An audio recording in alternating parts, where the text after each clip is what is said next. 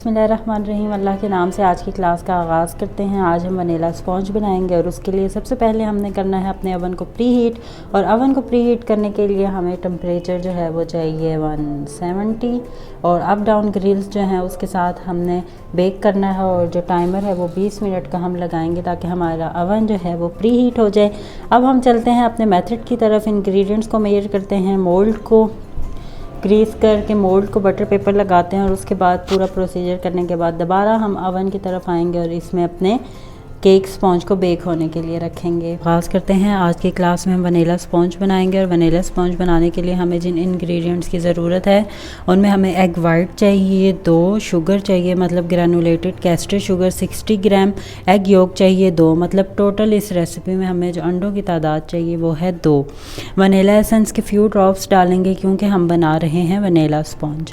Floor हमें चाहिए 60 ग्राम, baking powder 3 ग्राम, oil 20 ml और मिल्क लिक्विड हमें चाहिए। और हमेशा आपने टेट्रा पैक मिल्क यूज़ करना है, खुला दूध नहीं यूज़ करना। और ये चाहिए 20 ml चाहिए। अब इसमें जो बेकिंग टाइम है वो है 35 to 40 मिनट्स और बेकिंग टेम्परेचर है 170। अवन को हमने प्री हीट होने के लिए रख दिया है। अब हम अपने मोल्ड को ग्रीस करेंगे और फिर उसके बाद जो है इंग्रेडिएंट्स मेजर करके रेसिपी का मेथड की तरफ चलेंगे। जब हम मेथड बनाना स्टार्ट करेंगे, जब हम प्रैक्टिकली इसको बनाना शुरू करेंगे, तब मैं आपको बताऊंगी कि एग वाइट और शुगर को बीट करें तो क्या प्रोसीजर होता है, क्या स्टेप होता है और कितनी देर तक हमने करना है। सिर्फ आपने इस बात का ख्याल रखना है कि इस रेसिपी के लिए अंडे जो हैं वो आपके बिल्कुल चिल्ड होने चाहिए, मतलब फ्रिज में रखे हुए होने चाहिए। आपने उनको 1 से 2 घंटे ये रेसिपी बनाने से पहले फ्रिज में रख देना है ताकि वो ठंडे हो जाए। इससे क्या होगा, इसकी मेन रीज़न ये है कि आपका एग योक और एग वाइट जो है वो बहुत आसानी से जो है वो सेपरेट हो जाएगा। तो मैंने भी इसी तरह किया है कि मैंने 1 घंटे के लिए जो है वो फ्रिज में रख दिए थे 2 अंडे ताकि वो चिल्ड हो जाए। अब हम क्या कर लेते हैं, अब हम सबसे पहले ये काम कर लेते हैं कि अपने मोल्ड को ग्रीस कर लेते हैं। मोल्ड को ग्रीस कर लेते हैं। हमने इस वक्त जो लिया है मोल्ड वो 6 बाय 6 इंचज़ का है। ग्रीस करने से पहले हम इसको बटर पेपर लगाएंगे और आज हम इसकी साइड्स पे भी बटर पेपर लगाएंगे। मैं आपको बताऊंगी कि हमने इसकी साइड्स पे बटर पेपर जो है वो कैसे लगाना है।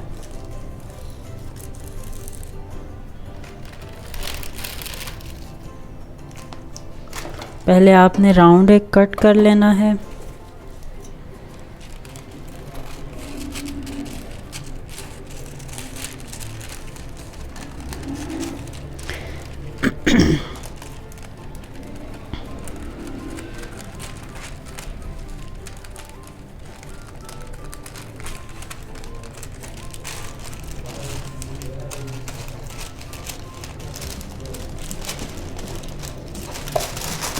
ये राउंड जो है वो हमने बटर पेपर से कट कर लिया है। अब हम साइड से और इसकी बेस को बहुत अच्छे तरीके से ग्रीस करेंगे ऑयल के साथ। ना बहुत ज़्यादा ऑयल आपने लेना ना बहुत कम, इतना लेना है कि जो बटर पेपर है वो अच्छे तरीके से जो है वो इसके साथ चिपक जाए और अच्छे तरीके से मोल्ड ग्रीस हो जाए। ये देखें साइड्स को अच्छे तरीके से आपने, ये 6 इंचज़ का मोल्ड है।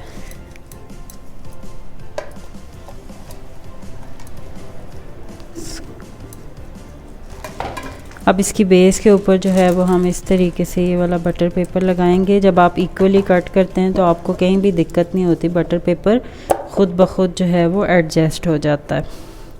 अब इसके लिए हमने साइड्स कट करनी है, तो साइड के लिए जो है वो हम इसका हल्का सा नाप करते हैं और यहीं से हम 2 हिस्सों में जो है वो इसको कट करते हैं ताकि ये जितना हमें चाहिए उतना हम यूज़ कर लें।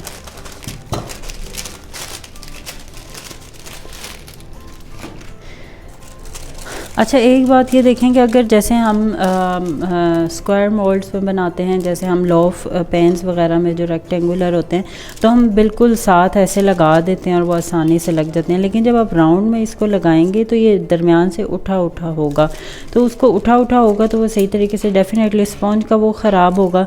तो आपने इसको हल्के हल्के से कट लगाने हैं। ये एक आप ये कह लें कि आप कुछ डेकोरेशन का काम भी कर रहे होते हैं तो राउंड में करने के लिए आप इस तरीके से कट लगाते हैं। उसकी वजह ये होती है कि बहुत अच्छे तरीके से जो है वो बैठ जाता है, नीचे की तरफ कर्व होने में आसानी होती है। और ये देखिएगा कि आप कितने आसानी से जो है वो ऐसे लग जाता है। अब इस तरीके से आपने जो है वो इसको लगा देना साइड्स पे।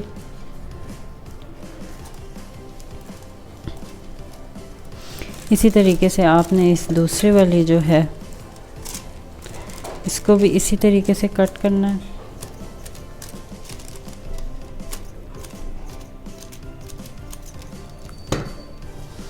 और इसको भी यहाँ से जहाँ से आपने उसको लगाना शुरू किया था वहीं से आप इसको लगाएंगे और जहाँ से ये ज़्यादा है वहाँ से इसको हम काट देंगे।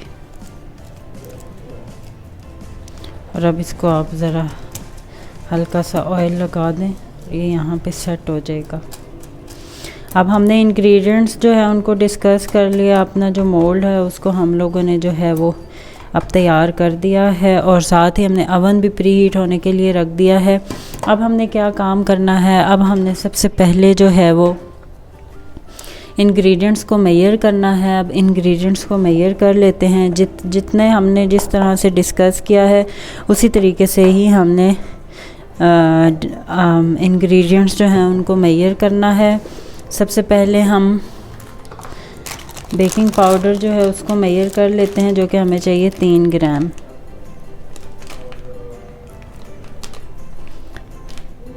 ये 3 ग्राम बेकिंग पाउडर हो गया। अब हम कर लेते हैं शुगर को मेजर। शुगर हमें कितना चाहिए, 60 ग्राम। जब आपको आदत हो जाती है तो आप मेजरमेंट बहुत आसानी से और जल्दी जल्दी कर लेते हैं।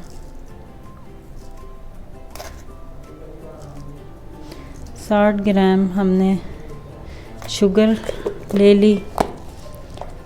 अब हमें चाहिए ऑयल, चाहिए हमें 20 ml। यहाँ देखती भी हूँ सब 20 ml हमने कुकिंग ऑयल लेना है।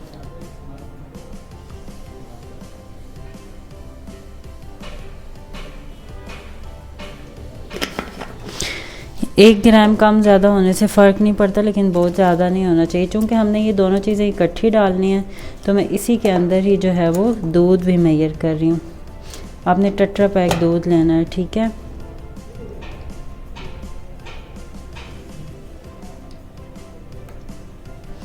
ये हमने 2 चीज़ें जो हैं उनको मेजर कर दिया है। अब हमने करना है मैदे को मेजर।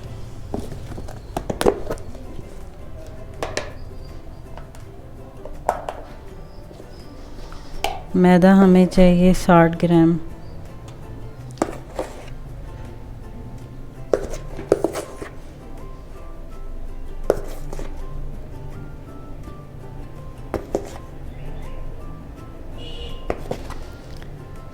ग्राम मैदा हो गया।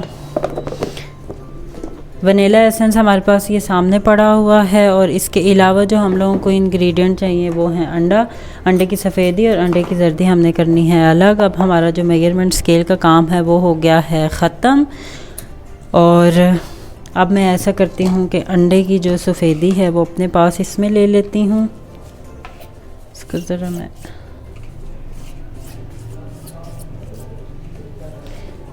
आपने अंडे की जो सफ़ेदी है उसको पहले, एक बात याद रखिएगा कि जो अंडे की सफ़ेदी है उसमें बिल्कुल भी एग योक नहीं आना चाहिए।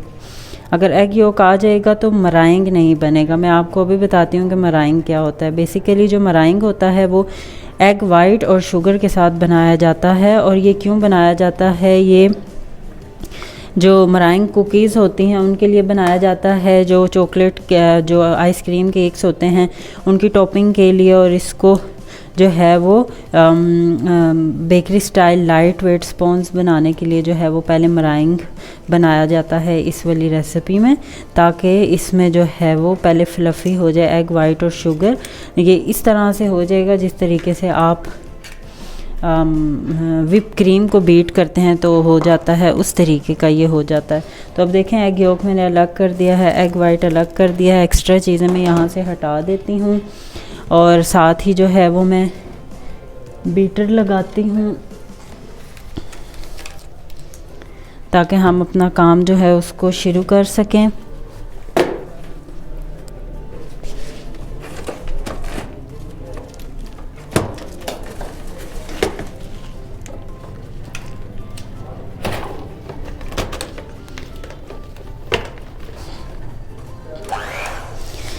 बीटर मैंने लगा दिया है। अब इसको जो है वो अब आपको मैं ये देखिएगा। अब हम मेथड के ऊपर जो है वो अब बात करेंगे, जो कि सबसे ज़्यादा इम्पोर्टेंट है, और वो ये है कि हमने सबसे पहले जो है वो क्या करना है, एग वाइट को हमने इतना बीट करना है 30 सेकंड के लिए कि इसका कलर वाइट हो जाए। मतलब ये अभी ट्रांसपेरेंट है तो इसका कलर वाइट हो जाए।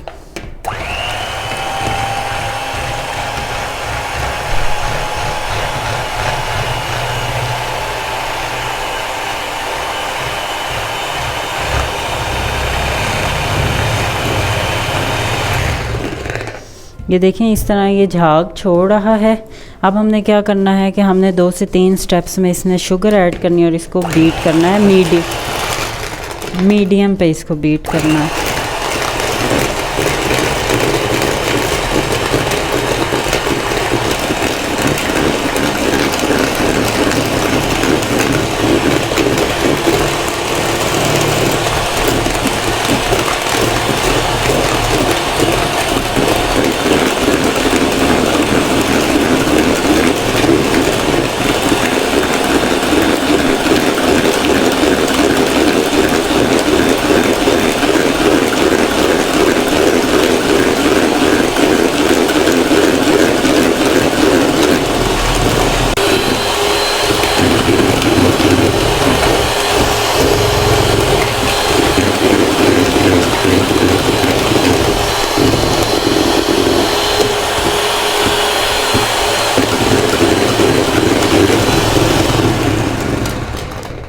एक मिनट तक बीट करने के बाद हम इसको, जो हमारी बची हुई शुगर थी उसको हम ऐड करेंगे और इसी तरह मीडियम पे हम बीट करेंगे।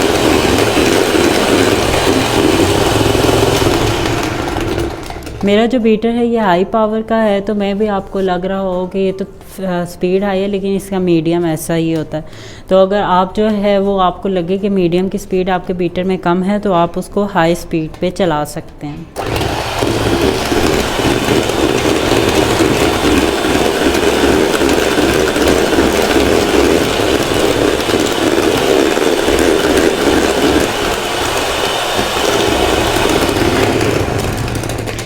अब इस मकाम पे अभी सिर्फ 2 इंग्रेडिएंट्स हैं, इसको हमने 3 मिनट तक बीट करना है। अभी आपको दिख रहा होगा जैसे विप क्रीम विप होती है, ये वैसे होना शुरू हो गया। ये जो है वो मराइंग होता है और इसके साथ जो भी आप बनाते हैं वो लाइट वेट होता है और टेक्सचर और टेस्ट में नॉर्मल स्पॉन्ज से बिल्कुल डिफरेंट होता है।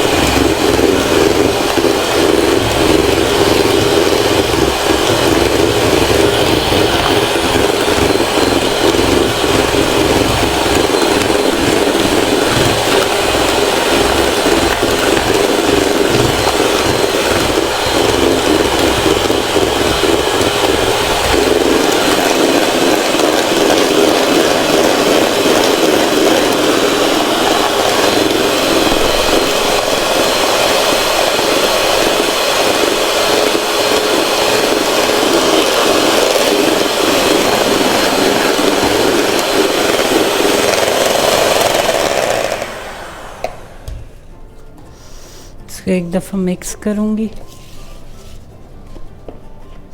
बहुत ज़ोर से आपने नहीं इसको मिक्स करना, इसका अभी जो मराएंगे वो अभी बन रहा है, ऑन प्रोसेस है, तो ये बैठ जाएगा, ख़राब हो जाएगा, तो इस चीज़ का आपने ख्याल रखना है, ठीक है।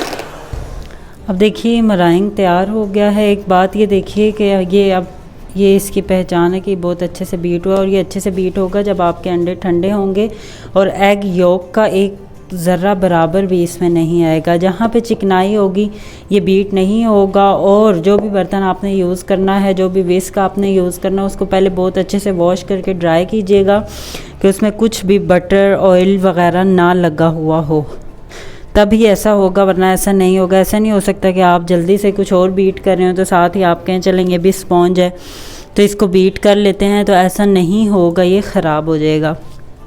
अब यहाँ पे हमने क्या करना है, हमने एग योक इसमें डालने हैं। वही 2 अंडे जिनका एग वाइट से हमने मराइंग बनाया है, वही 2 अंडे हैं, उन्हीं का एग योक जो है वो अब इसमें ऐड हो रहा है, ठीक है। अब इसके साथ ही जो है वो ऐड होने जा रहा है वनीला एसेंस। ये देखें, ये हाफ लीड में इसमें डाल रही हूँ वनीला एसेंस का। अब आपने पहले तक तो हमने मीडियम पे बीट किया, अभी हमने लो पे इसको मिक्स करना है।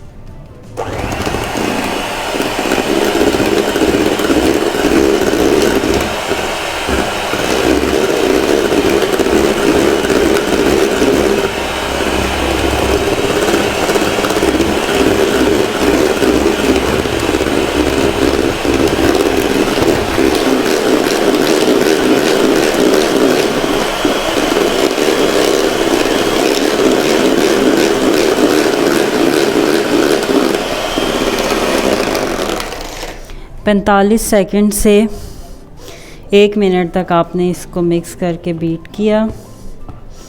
अब हमने इसके अंदर अपने ड्राई इंग्रेडिएंट्स जो हैं उनको ऐड करना है।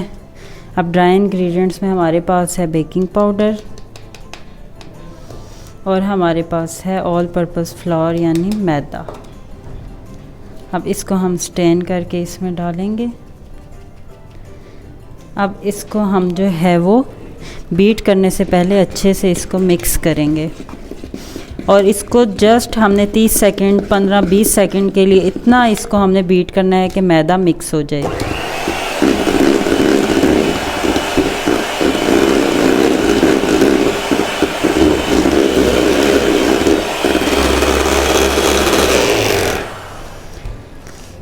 ये देखें, इसको हमने मिक्स कर दिया है। अब बेसिकली जो असल काम है वो ये है कि इसको आपने हल्के हाथ से जो है वो मिक्स करना है ताकि कोई ड्राई मैदा इसमें ना रह जाए।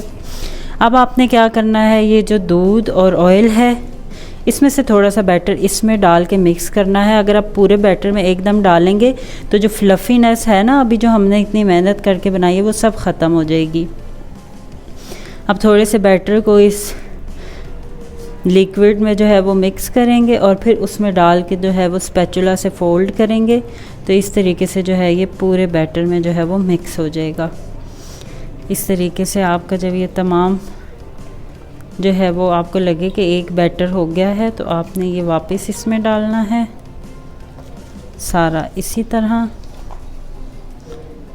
इसमें डाल के और फिर आपने अब हल्के हाथ से फोल्डिंग वाली टेक्निक को अपनाते हुए इस तरीके से इसको फोल्ड करना है कि ये मिक्स हो जाए।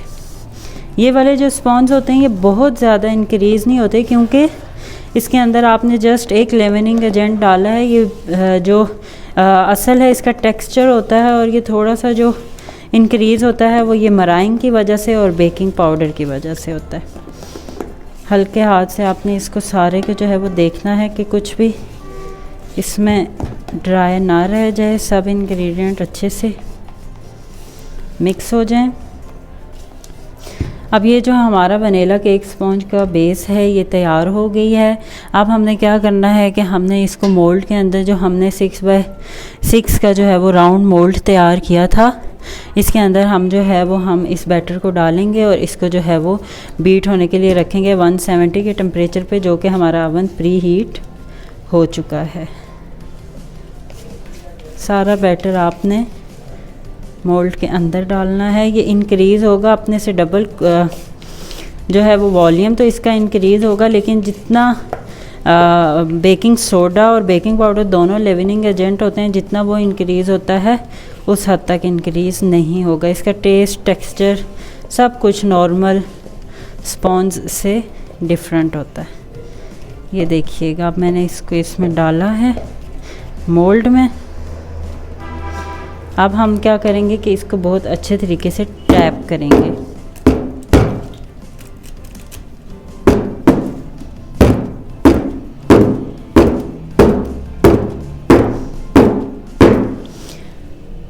अब हमारा बैटर जो है वो तैयार हो गया है ओवन में रखने के लिए, बेक होने के लिए। अब इसको ओवन में रखेंगे और फिर वक्तन फ़वक्तन इसको देखेंगे, और फिर जब ये बेक हो जाएगा फिर इसको हम रूम टेम्परेचर पे ठंडा करेंगे, फिर हम फ्रिज में रखेंगे, और फिर जो है नेक्स्ट डे या 8 घंटे के फ़र्क के बाद जो है वो इसके साथ क्रीम केक की फ्रोस्टिंग करेंगे। एक बात याद रखिएगा कि स्पॉन्ज कभी भी फ्रेश जो है वो आप नहीं यूज़ कर सकते कि आप फ़ौरन केक बना दें। एक दिन का रेस्ट केक के स्पॉन्ज के लिए बहुत ज़्यादा ज़रूरी होता है। इससे आपका केक ख़राब नहीं बनता, आपके केक में जो है वो एक जो स्टेबिलिटी होती है वो आती है, और जो है वो फ्रेश ठंडा केक होता है। टेस्ट में भी जो है उसका टेस्ट भी इन्हेंस होता है जब आप इसको चिल करते हैं, ठंडा करते हैं। तो अब इसको रखते हैं अवन में। अवन हमारा प्री हीट हो चुका है। आपको हमेशा से मैं ये कहती हूँ कि ये पुराना अवन है, मतलब 3-4 सालों से कंटिन्यूसली इसको यूज़ किया जा रहा है, तो इसलिए जो है वो मैं इसके ग्रिल को जो है वो नीचे वाले जो है वो लो पे रखती हूँ, लो वाले जो है हैंडल्स पे रखती हूँ, इस वजह से कि अगर मैं इसको मिड में रखती हूँ तो ये ऊपर से फ़ौरन से कलर ले आता है, लेकिन जो आइटम होता है वो अच्छे तरीके से बेक नहीं होता। साथ साथ मैं आपको ये भी बताती हूँ कि अपने अवन को पहले समझना है, फिर आपने उसमें बेकिंग करनी है। 1-2 आपको एक्सपेरिमेंट्स करने पड़ेंगे, फिर आपको अपने अवन के बारे में जो है वो मालूमात होंगी। तो अब ये जो स्पॉन्ज का बैटर हमने बनाया वनीला स्पॉन्ज का, इसको हम रखेंगे। अवन हमारा प्री हीटेड है और इसको हम 40 मिनट का जो है वो टाइमर लगाएंगे। अप डाउन ग्रिल्स हैं और 170 टेम्परेचर है, और वक्तन फ़वक्तन इसको हम देखते रहेंगे, और फिर इसके बाद जो है वो आपको फ़ाइनल लुक दिखाएंगे इसकी। वनीला स्पंज को ओवन में अभी 15 मिनट हो गए हैं और इसका वॉल्यूम इंक्रीज़ हो गया है। अब इसके ऊपर जो है वो कलर आना शुरू हो गया है। ये जो येलोइश कलर है ये अभी आहिस्ता आहिस्ता लाइट ब्राउन की तरफ जाएगा, और इस तरीके से जब पूरा टाइम 35 to 40 मिनट्स होंगे तो हमारा स्पंज जो है वो बेक हो जाएगा। वनीला स्पंज को ओवन में इस वक्त 30 मिनट्स हो गए हैं, और अब इसका जो ऊपर वाला सरफेस है उसको आप देख सकते हैं कि बिल्कुल जो है वो लाइट ब्राउनिश कलर की तरफ ये जा रहा है। और चूंकि हम डेली बेसिस पे इसी अवन में जो है वो स्पॉन्ज बनाते हैं, तो 40 मिनट्स में जो है वो हमारा ये स्पॉन्ज बिल्कुल जो है वो तैयार हो जाता है। वनीला स्पॉन्ज को इस वक्त जो है वो 40 मिनट पूरे हो चुके हैं, और ये आप देख सकते हैं कि ये तैयार हो गया है। मैं इसको चेक भी कर लेती हूँ, ये देखिएगा ये बिल्कुल तैयार है। अब हम इसको इसी तरीके से जो है वो निकालेंगे और कूलिंग रैक पे रखेंगे। स्पॉन्ज हमारा जो है वो बेक हो गया है वनीला। अब हम इसको जो है वो कूलिंग रैक पर निकालेंगे और मैं आपको दिखाऊंगी इसको। ये बहुत आसानी से जो है वो निकल आता है। गरम है, आपने ज़रा इसको ध्यान से इस तरीके से आराम से आपने इसको हटाना है।